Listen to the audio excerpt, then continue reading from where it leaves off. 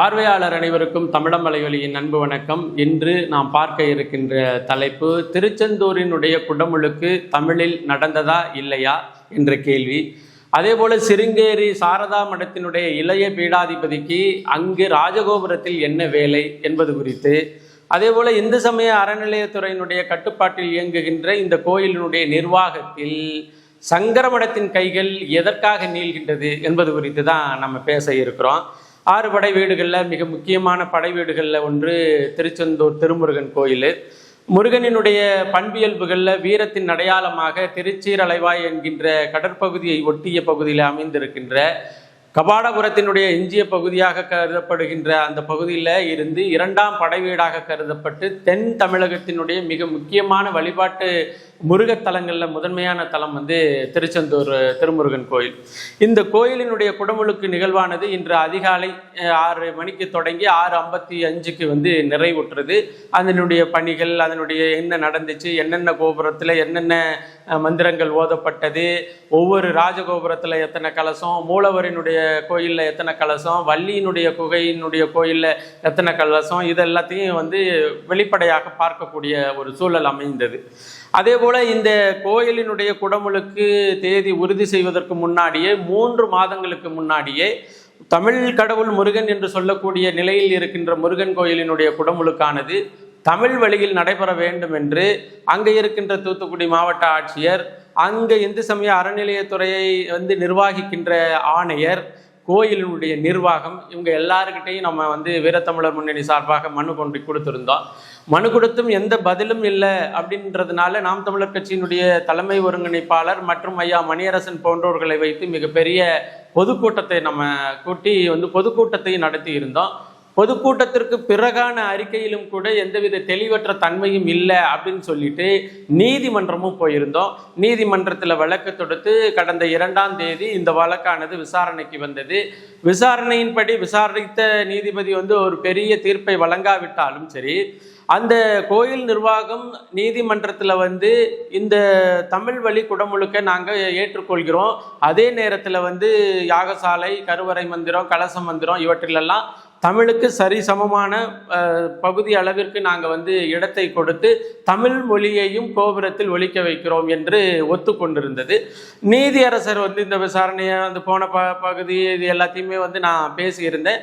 அவர் இறுதியாக என்ன சொன்னார்னா, அவங்களே ஒத்துக்கிட்டபடி இந்த குடமுழுக்கை நடத்தி விடுவார்கள், அதனால இதை ஒரு பெரிய காம்ப்ளிகேட்டடாக மாற்றாதீங்க, இன்னும் சொல்ல போன கூடுதலாக இதில் ஒரு நிலையான தீர்வை பெற வேண்டும் என்றால் நீங்கள் இந்து சமய அறநிலையத்துறையையும் ஆணையரையும் அணுகுங்க அப்படின்னு சொல்லி ஒரு வழிகாட்டுதலோடு அந்த நீதிமன்றத்தில் இந்த வழக்கானது முடித்து வைக்கப்பட்டது. அதன் அடிப்படையில் இன்று காலையில் திருச்செந்தூர் குடமுழுக்கு நிகழ்வானது நடைபெற்றது. நிறைய பேர் முகநூலில் இல்லை அங்கே வேத தாத்திரியங்கள் ஒழிக்கப்பட்டது, சமஸ்கிருதம் ஒழிக்கப்பட்டது, அந்த வேதம் இந்த வேதம் அப்படின்னு சொல்லிட்டு நம்மளுக்கு தெரியல அது என்னென்ன வேதம் என்று அதெல்லாம் சொல்லி போட்டிருக்கிறாங்க. இங்கே தமிழ் மொழியில் இவங்க மந்திரம் ஓதப்படலை, இது புறக்கணிக்கப்பட்டது, அப்படியான செய்திகளை முகநூல் முழுமைக்கும் பார்க்க முடிஞ்சது. நாம் அங்கே இருக்கின்ற யதார்த்தத்தையும் தமிழுக்கு எங்கெங்கே இடம் கொடுத்தாங்க, உண்மையிலேயே அந்த இடத்துல என்னென்ன நடந்துகிட்டு இருக்கு, என்னத்தை நம்ம மாற்ற வேண்டும். ஏன்னா இது கிட்டத்தட்ட 1500 வருட வழக்கு. அந்த வழக்கை ஒரே ஒரு வழக்கின் மூலமாக மாற்றிவிட முடியும் என்று நானும் நம்பலை.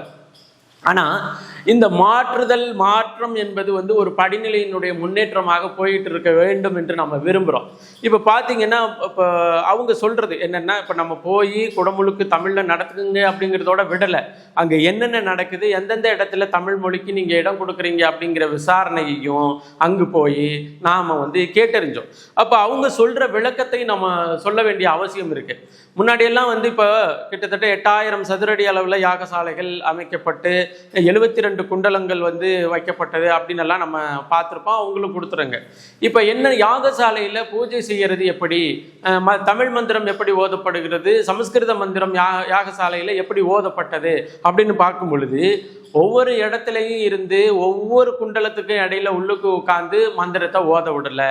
இந்த முறை என்ன பண்ணிட்டாங்கன்னா, சமஸ்கிருதத்துக்கும் சரி தமிழுக்கும் சரி ஒரு மேடை அமைத்து அந்த மேடையில் வந்து ஒலி வாங்கியை வைத்து ஒலிபெருக்கியை வைத்து நீங்கள் மந்திரம் ஓதுறவங்க இங்கே வந்து உட்கார்ந்துட்டு ஓதுங்க, நீங்கள் இங்கே ஓத அந்தந்த குண்டலத்தில் ஆட்களை உட்கார வச்சுட்டு நம்ம பூவை போடுவோம், அப்புறம் அந்த இதில் அந்த எண்ணெய் ஊற்றுவாங்க, அந்த இதெல்லாம் ஊற்றுவாங்க இல்லையா, அதெல்லாம் போடுவோம் அப்படிங்கிற நடைமுறையில் இந்த முறை திருச்செந்தூரில் இப்படி தான் யாகசாலை வந்து கடைபிடிக்கப்பட்டது. அங்கே தமிழ் மொழியிலையும் மந்திரங்கள் ஒலிக்கப்பட்டது, தமிழ் மொழியில் வந்து அருணகிரிநாதனுடைய பாடல்கள், இந்த முருகனுடைய பாடல்கள், இது எல்லாமே ஒலிக்கப்பட்டதுன்னு வச்சுக்கோங்களேன். இப்போ இதில் நம்மளுக்கு இருக்கிற சந்தேகம் என்னன்னா, இங்க ஒலிக்கப்பட்ட பாடலை தான் முணுமுணுத்துக்கிட்டு அவங்க யாகசாலையில அந்த நெய், அந்த பூவு, அந்த இதெல்லாம் மாத்தி மாத்தி விறகு இதெல்லாம் போட்டாங்களா, இது ஒலிக்கிறபடி ஒலிச்சுக்கிட்டே இருக்கட்டும், நாம ஓதுறபடி ஓதுக்குவோம், நம்மளுக்கு தெரிஞ்ச மந்திரத்தை சமஸ்கிருத மந்திரத்திலே ஓதி அந்த யாகசாலையை நம்ம பூர்த்தி பண்ணுவோமா அப்படிங்கிறது நடந்துச்சா அப்படிங்கிறதுக்கான விளக்கம் இந்து சமய அறநிலையத்துறையினாலும் கொடுக்க முடியல, நம்மளாலையும் போய் பெற முடியல. காரணம் என்னம்னா, யாகசாலைகளில் நாங்கள் போய் இதை கண்காணிக்கிறோம்னு யாரையும் விடலை. இப்போ அவர்களை பொறுத்தவரையிலையும் இங்கே தாங்க மேடை போட்டிருந்தோம், இந்த மேடையில் தான் இருந்து வந்து சமஸ்கிருதத்தினுடைய மந்திரங்களும் மோதப்பட்டது, தமிழ் மொழி மந்திரங்களும் மோதப்பட்டது அப்படின்னு சொல்லி இங்கே முடிச்சுட்டாங்கன்னு வச்சுங்களேன், எங்கே யாகசாலையில். அதே போல் கருவறை மந்திரத்திலையும் சரி, உள்ளுக்கு உட்கார விட்டு இங்கே ஓத விடவே இல்லை. அந்த அர்த்த மண்டபம் அதாவது கருவறைக்கு எதிர்த்தாப்புல இருக்கின்ற அர்த்த மண்டபத்தில் இருந்து தான் ஓத விட்டதாக, ஏன்னா நம்மளால போக முடியல, அங்கே உள்ளுக்கெல்லாம் போக முடியாத ஒரு சூழல். போக முடியாத சூழல்ல அங்கிருந்து வர்ற செய்தி, தமிழ் மந்திரம் வந்து கருவறைக்குள்ளேயும் ஒலிக்கல அப்படிங்கிற ஒரு இது இருக்குது. இங்கிருந்து சத்தமாக பாட விட்டுட்டு அங்கே பூவள்ளி போட்டாங்க, பூவள்ளி போடும் பொழுது அவங்க தமிழ் மந்திரத்தினுடைய உள்வாங்கலை செஞ்சு போட்டாங்களா, அல்லது அங்கே தனி மந்திரத்தை ஓதி சமஸ்கிருதத்தில் மந்திரம் ஓதி போட்டாங்களான்னு தெரியல, இங்கேருந்து வெளியில் வந்து சொல்கிறாங்க. அதே போல் கலசத்தில் இன்னைக்கு தண்ணி ஊற்றல் நடந்துச்சு, நன்னீர் ஊற்றப்படுகிறது. இப்போ பார்த்தீங்கன்னா கலசத்துலேயும் கிட்டத்தட்ட 4 வகையான இடம் இருந்தது. ஒன்று ராஜகோபுரத்தை பொறுத்தவரையிலையும் 9 கலசங்கள். 9 கலசங்களில் வந்து 4 கலசங்கள் தமிழ் மொழி வழி மந்திரத்திற்காகவும் மீதி 5 கலசங்கள் சமஸ்கிருதத்தின் வழி மந்திரத்துக்காகவும் ஒதுக்கப்பட்டதாக ஆரம்பத்தில் சொல்லப்பட்டது. இப்போ இந்த நாளையிலையும் தண்ணி ஊற்றாம இந்த நடுப்பற இருக்கு இல்லையா, நடுவால இருக்கின்ற ராஜகோபுரத்தின் முதன்மை கலசம் இருக்கு இல்லையா, முதன்மை கலசத்துல மட்டும்தான் மந்திரம் ஓதி அந்த இதெல்லாம் தண்ணி ஊத்துனாங்க. அதுலேயும் தமிழ்ல வந்து வெளியிலிருந்து ஒலிபெருக்கியின் மூலம் பாடப்பட்ட அது பாடலை உள்வாங்கி அவர் தண்ணியை ஊத்துனாரா, இல்ல அவர் மனசுக்குள்ள இருக்கிற சமஸ்கிருதத்தை ஓதி தான் தண்ணியை ஊத்துனாரா அப்படிங்கிறது அங்க இருந்த கடவுளுக்கு தான் வெளிச்சம் அப்படிங்கிற ஒரு நிலை தான். இன்னும் சொல்ல போனா ராஜகோபுரத்துல ஆதிநகர்த்தாகவே ஆதீனங்களை ஏற்றல, அமைச்சரை ஏற்றல, மற்ற யாரையும் ஏற்றல. அங்க இருக்கின்ற பிராமணர்களும் நாம சொல்ற மாதிரி சிரஞ்சேரி சாரதா பீடத்தினுடைய இளைய மடாதிபதியையும் ராஜகோபுரத்துல ஏற்றிருக்கிறாங்க. ராஜகோபுரத்துல இவர்களை ஏற்ற வேண்டிய அவசியம் என்ன, இந்த மடாதிபதியை ஏற்ற வேண்டிய அவசியம் என்ன? அதே போல 2 காவலர்கள் வந்து ராஜகோபுரத்துல ஏறி நிக்கிறாங்க. இந்த 2 காவலருக்கு பதிலாக 2 ஓதுவா மூர்த்திகளை மேலே ஏறி ஓத விட்டுருந்தா அது முடிஞ்சிருக்கும். ஆனாலும் நீங்க ஓதுவா மூர்த்திகள் வந்து கீழே இருந்தே ஓதுங்க, தண்ணி ஊத்துறது நான் தானே அப்படின்னு ஒரு பிராமணரை அதுக்கு நியமிச்சு அது வந்து அங்கே நடந்துச்சு. அதே போல கீழே மூலவருக்கென்று தனியா ஒரு கோபுரம், அதற்கான கலசம், அந்த கலசத்துல ஊத்தும் பொழுதுதான் அரகரா அரகரா அரகரோகரா அப்படிங்கிற மந்திரம் ஒலிக்கப்பட்டது. அதுல வந்து தமிழ்லையும் மந்திரம் மோதி தமிழ்லையும் ஊத்துனாங்க, அது நம்மளால பார்க்க முடிஞ்சது. மற்ற இடங்கள்லையும் தமிழ்ல இருந்துச்சு. இப்போ இருக்கின்ற செய்தி என்னன்னா, ராஜகோபுரத்துல சிருங்கேரி சாரதா பீடத்தினுடைய இளைய மடாதிபதியை மேலே ஏற்றி இந்த கலசத்திற்கு தண்ணீர் ஊற்ற வேண்டிய அவசியம் என்ன அப்படிங்கும் பொழுதுதான் சேகர் பாபுவையும் திராவிடத்தையும் வளர்த்தது இந்த சிருங்கேரி சங்கர மடத்தினுடைய மடாதிபதிகள் தான். அவர்களை பொறுத்தவரையிலையும் தமிழ் பிராமணர்களுக்கு இந்த ஆதீனங்களுக்கு எந்தவித உரிமையும் கிடைத்துவிடக் கூடாது என்பதற்காகவே திட்டம் தீட்டி வேலை செய்கிறவர்கள் சங்கர மடத்துக்காரர்கள். சங்கர மடத்தில் இருக்கின்ற அதாவது திராவிட சிசுக்கள் தான் இந்த திராவிட ஆட்சியாளர்கள். இவர்கள் ஒரு பொழுதும் சங்கர மடத்தை எதிர்க்கிறது இல்லை. அதே போல சங்கர மடம் இவர்களை ஒரு பொழுதும் எதிர்க்கிறது இல்லை. சங்கர மடாதிபதிகளுக்கு முன்னாடி நம்ம தமிழ்ல பேசினோம்னா போய் குளிச்சுட்டு வந்து தான் உட்காரக்கூடிய பழக்கம் உள்ளவங்க.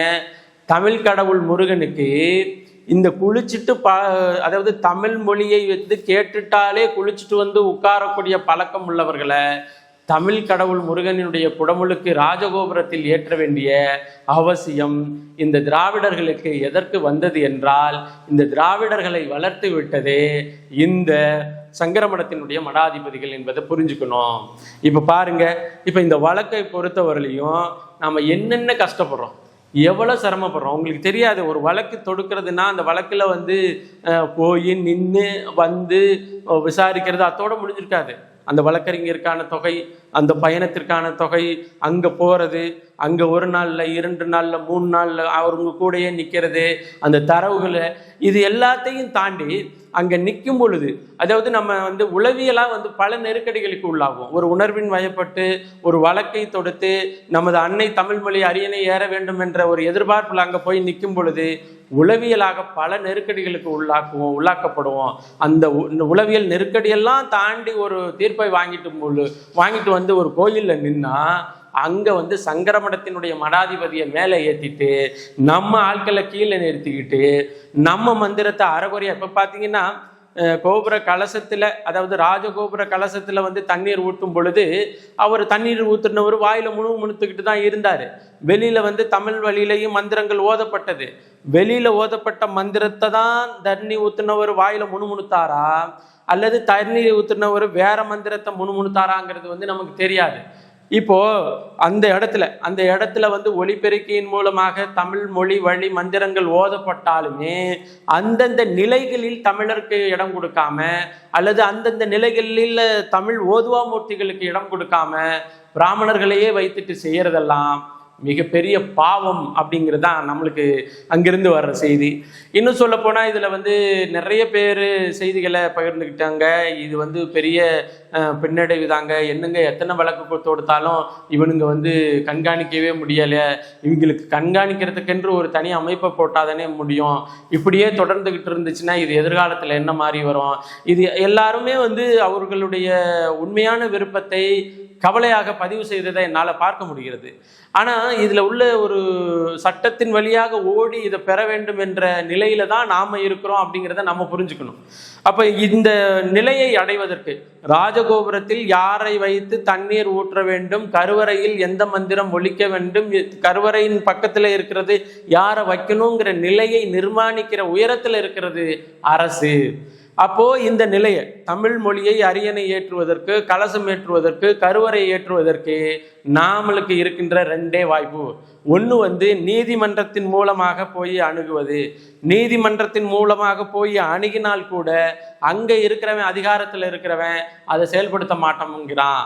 அப்ப இன்னொரு வழி என்னன்னா, நாம அதிகாரத்தின் வழியாக போய் செயல்படுத்துவது தான். அப்படி இல்லாட்டின்னா குறைந்தபட்சமாக இந்த இப்போ வந்து தமிழ 50%, அப்புறம் தமிழ் வழியில ஒரு 60%, அப்புறம் தமிழ் வழியில 100%, இந்த நிலைக்கெல்லாம் விடமாட்டாங்க. இங்க வந்து தமிழர் அதிகாரத்தின் உயரத்தில் போகாத வரை இந்த நிலை இங்கு வாரவே போறதில்லை. நாம வந்து இன்னொரு வழக்கு வரும், இன்னொரு கோயில் வரும், இன்னொரு குடமுழுக்கு வரும்.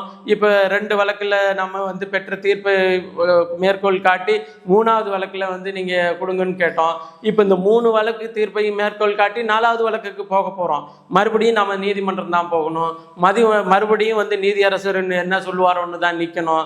மறுபடியும் இந்து சமய அறநிலைத்துறை இதை நிறைவேற்றாதா அப்படிங்கிற நிலையில தான் நாம் இருக்கிறோம். இதுதான் யதார்த்தம்.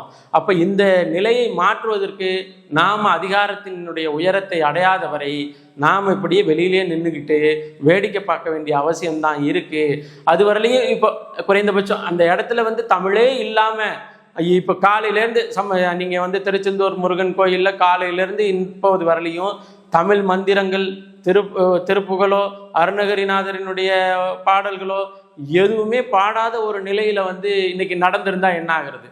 முருகன் காதல போய் அவன் சமஸ்கிருதத்துல ஓதுனாலும் சரி, நாம எல்லோரும் காதலும் விழுகின்றபடி இன்னைக்கு தமிழ் மொழி வழி குடமுழுக்கு நடந்திருக்கிறத நாம ஏத்துக்கணும். இந்த குடமுழுக்கானது 100% தமிழ் மொழி வழியிலேயே நடக்கலை அப்படிங்கிற யதார்த்தத்தை நம்ம புரிஞ்சுக்கணும். ஏன் நடக்கலைங்கிறதுக்கான காரண காரியத்தை நாம் தெரிஞ்சுக்கணும். இதை நடத்துவதற்கான ஒரு முக்கியமான பணிகளில் நாம் ஈடுபட வேண்டும். அதுவரை இவர்கள் ஒருபொழுதும் நமது இறைகளை விட்டு இவர்கள் நகர போறதில்ல. ஏன்னா ஒட்டுமொத்த நம்பிக்கையும் நமது பண்பாடும் நமது விழுமியத்தையும் குவித்து வைத்திருக்கிற இடம் கோயில். அந்த கோயிலை ஆரியர்கள் விட்டாலும் திராவிடர்கள் விட மாட்டாங்க, திராவிடர்கள் விட்டாலும் ஆரியர்கள் விட மாட்டாங்க. இவங்க 2 பேரும் ஒருத்தருக்கு ஒருத்தன் எதிரி போல காமிச்சுக்கிட்டு இருந்து நம்மளை கருவறைக்கு விடாம வச்சிருக்கிறாங்க அப்படிங்கிறத புரிந்து கொள்ள வேண்டும் என்பதை பதிவு செய்து மீண்டும் ஒரு காணொலி பதிவில் இணைவோம். நன்றி, வணக்கம்.